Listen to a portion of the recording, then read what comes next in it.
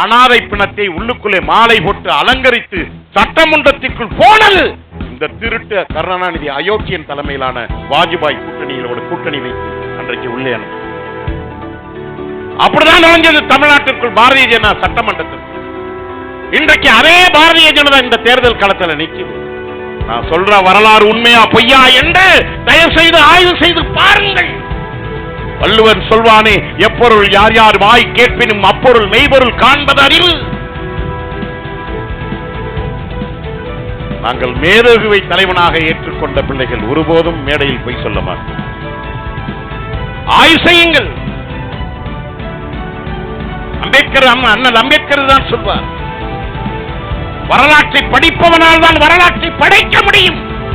நான் அந்த செய்தியை சொல்லி வரும் பொழுது நான் வேறொரு செய்திக்கு மறந்து போய் சாகும் பொழுது மறந்து போய் நான் சொன்னேன் அல்லவா, வாக்கு தவறக்கூடாது என்று. நேர்மையானவன் வாக்கு தவறக்கூடாது. அதே போல்தான் நாம் நேர்மையான தலைவர்களுக்கு நாம் வாக்கு தவறாமல் வாக்கு போட வேண்டும் என்பதற்காகத்தான் அதற்கு வாக்கு சீட்டு என்று நம் தேர்வு. நண்பர்களே, இந்த வாக்கு எப்படி கிடைத்தது தெரியுமா? இந்த வாக்கு எப்படி கிடைத்தது தெரியுமா? வெள்ளைக்காரன் 1919க்கு பிறகு, சைமன் கமிஷன் வருகைக்கு பிறகு இங்கே தேர்தல் இந்தியா முழுக்க நடந்தது. தேர்தல் முறை வந்து விட்டது அப்பொழுதே.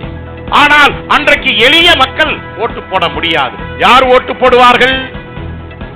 பெரிய பெரிய பணக்காரன், ஜமீன்தார், மன்னர்கள், மிட்டா மிராசுகள், அரசாங்கத்திற்கு வரி செலுத்துவ மட்டும்தான் வாக்கு செலுத்த முடியும். பெண்கள் யாருமே ஓட்டுரிமை கிடையாது. பணக்காரனாக இருந்தால் பெண்கள் வாக்களிக்க முடியாது. இப்படித்தான் நிலைமை இருந்தது. இந்தியா விடுதலை பெற்ற பிறகு இந்திய அரசமைப்பு சட்டத்தை அம்பேத்கர் படைக்கின்றார். எழுதி முடித்த பிறகு இந்தியாவின் முதல் பிரதமராக இருந்த நேருவிடம் செல்கின்றார். அவரிடத்தில் சண்டை போடுகின்றார், விவாதம் செய்கின்றார். இந்தியா ஆங்கில வெள்ளை ஏகாதிபத்திய விடுதலை பெற்று விட்டது. நமக்கென்று இந்திய அரசமைப்பு சட்டத்தை, தனி சட்டத்தை உருவாக்கி விட்டோம். இந்தியா குடியரசு நாடாகவும் மாறிவிட்டது. எனவே 21 வயது வந்தவர்கள் அனைவருக்கும் வாக்கு போடுகின்ற உரிமையை நீங்கள் தந்தாக வேண்டும்.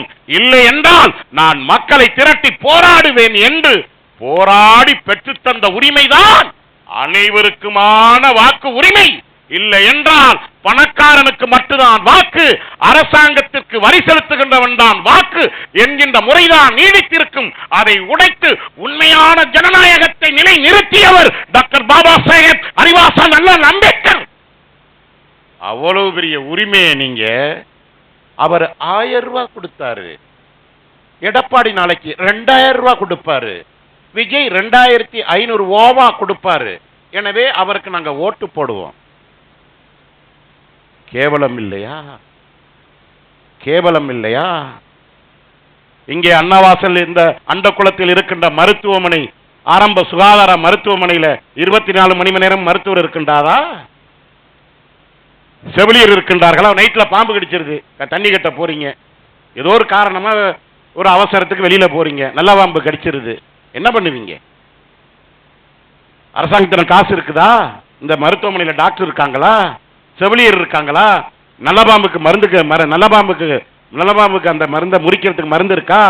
நாய்கடிக்கு மருந்து இருக்காங்க? திடீர்னு ஹார்ட் அட்டாக் வந்துருது, பணக்காரன் மதுரை மீனாட்சி கொண்டு போய் செலவு பண்ணுவான்.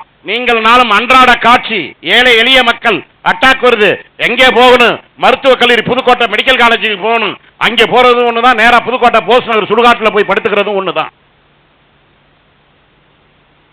இதைத்தான் நாங்க